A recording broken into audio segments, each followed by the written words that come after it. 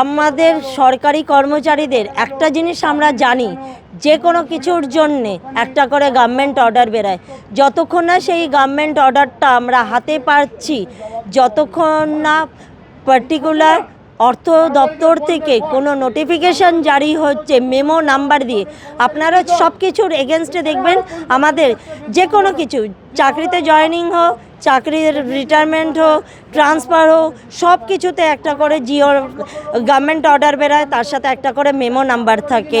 সব কিছু একটা প্রপার লিয়াজও মেনটেন করে হয়। যতক্ষণ না সেইটা পাচ্ছি ততক্ষণ অবধি কিন্তু আমরা বিশ্বাস করতে পারছি না যে আমরা ডিএটা পাচ্ছি। কিন্তু আরও একটা প্রশ্ন, উনি যে টুইটটা করেছেন সেটাতে লিখেছে 2009-এর রোপার এরিয়াটা হচ্ছে 2026-এর মার্চ থেকেই শুরু হয়ে যাবে। কতটা দেবেন?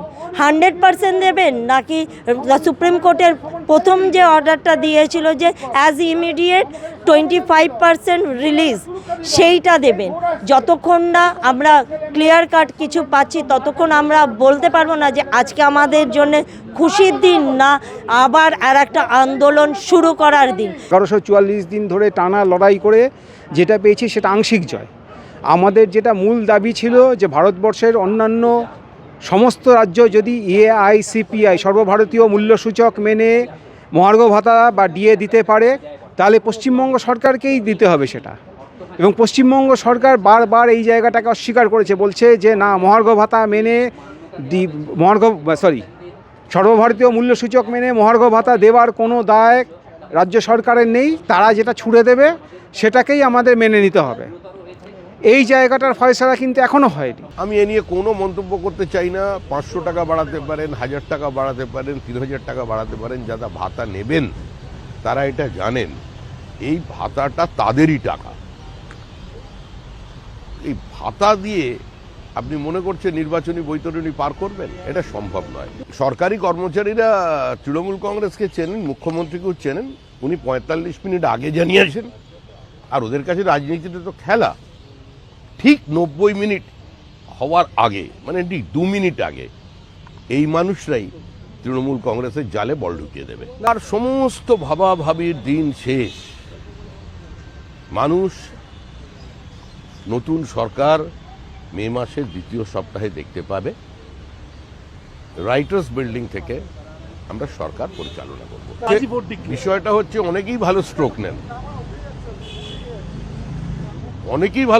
কিন্তু সরাসরি যদি পয়েন্ট কিংবা গালিতে ওই ফিল্ডার দাঁড়িয়ে থাকে কি হবে? এসব দিয়ে আর নির্বাচন হবে না। বিভাজনের রাজনীতি দিয়ে, হিংসা দিয়ে, সরাসরি একটা সম্প্রদায়কে অন্য সম্প্রদায়ের দিকে লেলিয়ে দিয়ে, একটা সম্প্রদায়কে দিয়ে আরেকটা সম্প্রদায়কে ধ্বংস করার হুমকি দিয়ে, 1 মিনিটে খতম করে দেওয়ার হুমকি দিয়ে যারা নির্বাচন করতে চলেছেন, মানুষ 1 সেকেন্ডে বোতাম টিপে তাদের বিসর্জন দেবে। ঘোষণা তো ওদের এত লাগছে কেন? মাননীয় মুখ্যমন্ত্রী মমতা বন্দ্যোপাধ্যায় 2টি ঘোষণা করেছেন, একটি ইয়েদের আর ওদিকে যারা মানে পূজারী, ইমাম, মুয়াজ্জিন তাদের, অন্যদিকে হচ্ছে সরকারি কর্মচারী বা পেনশনভোগী বা যারা আছেন। তো ওদের এত লাগছে কেন? ওদের তো খুশি হওয়া উচিত। তো তাহলে ওদের এত ব্যথা হচ্ছে কেন? তো দেবেন, কিন্তু বুঝতে হবে তারপরে দেওয়াটা ভেবেই রেখেছিলেন, আজকে উনি ঘোষণা করেছেন। কেন্দ্রীয় সরকারের এত টাকা বাকি, বাংলাকে তার বকেয়া দেয় না কেন্দ্রীয় সরকার। 1,96,000 কোটি টাকা ছাড়িয়ে গেছে। 100 দিনের টাকা দেয়, জল জীবন মিশনের টাকা দেয়, আবাসের টাকা দেয়।